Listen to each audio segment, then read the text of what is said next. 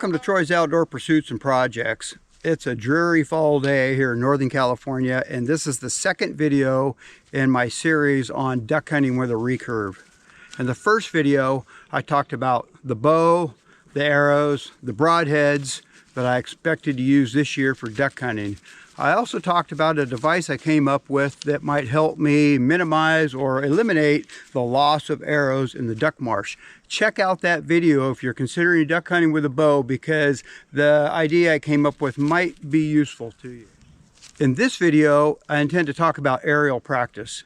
Now, getting aerial practice is a tough thing to do unless you've got a wife or a friend that has the time to toss targets for you.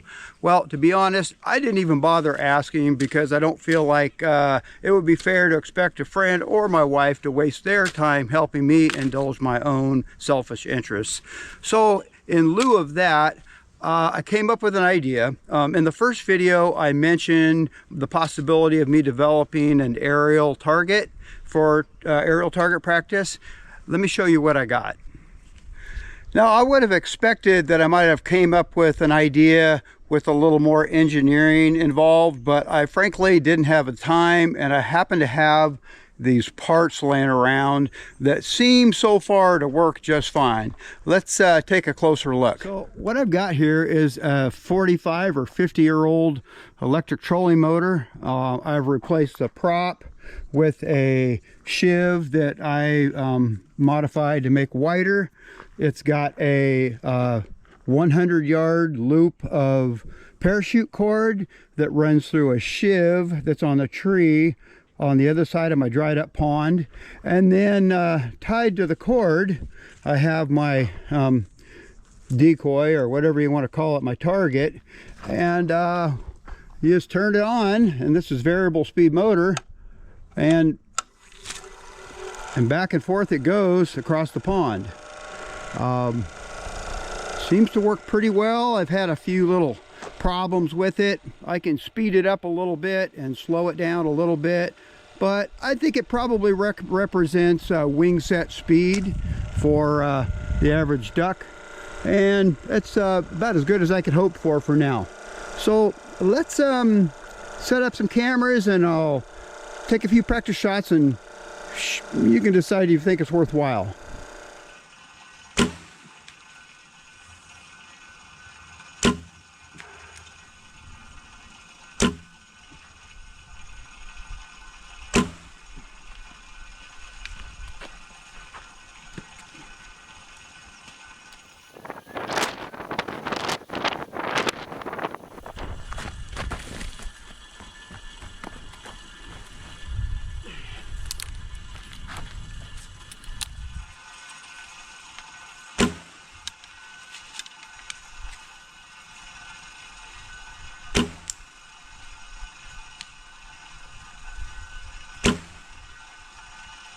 Seem to be shooting over it.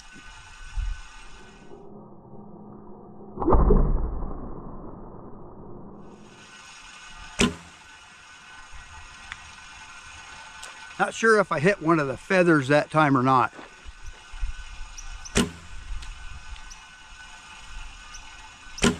There we go.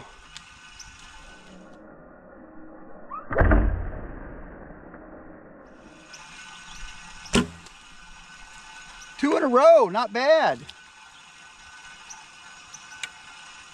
Now, of course, this decoy isn't moving super fast. I can speed it up a little, but I'm just learning.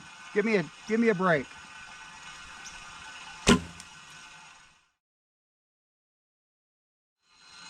Now, the cool thing about this machine is it allows me to practice on birds flying to my left or to my right. I can practice at the target coming towards me or moving away.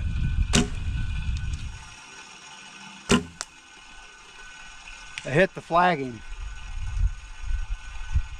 I guess that could have been a wingtip.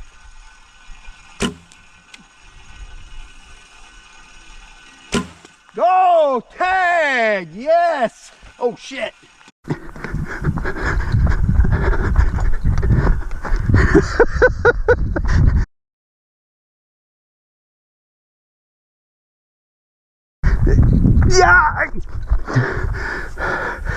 Whew. I don't want to break an arrow.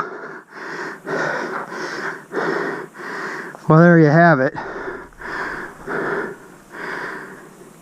Whew. That was pretty funny. Okay, a couple things about this aerial target practice. Number one is you notice my machine was running kind of slow towards the end. That's because the battery terminal was loose. Actually stopped at one point. I've got some improvements to make on the machine, but overall it gives me a good way to practice aerial shooting. Number two is I've got a long ways to go before I'll be proficient at shooting targets in the air. I'm hitting maybe 1 out of 6 or 7, and I'm shooting at about 15 yards at a slow moving target. So, you know, in the end, it's going to be a big experiment. It'll be a lot of fun trying to hit birds in the air. If I get a couple this season, I'll be tickled. I got plenty of ducks in the freezer from last year. Well, I hope this video was helpful, maybe a little bit intriguing. Maybe it's inspired you to try duck hunting with a recurve yourself. One way or the other, if you like the video, do me a favor and give it a thumbs up. And if you're interested in this kind of video, consider subscribing to my channel. I'd really appreciate it. My channel is a mix of outdoor activities, including hunting, fishing, backpacking, boat building, shop projects, most all of which relate to the outdoors. So thanks again for watching. I hope you watch the next one, and I hope you have a great duck season.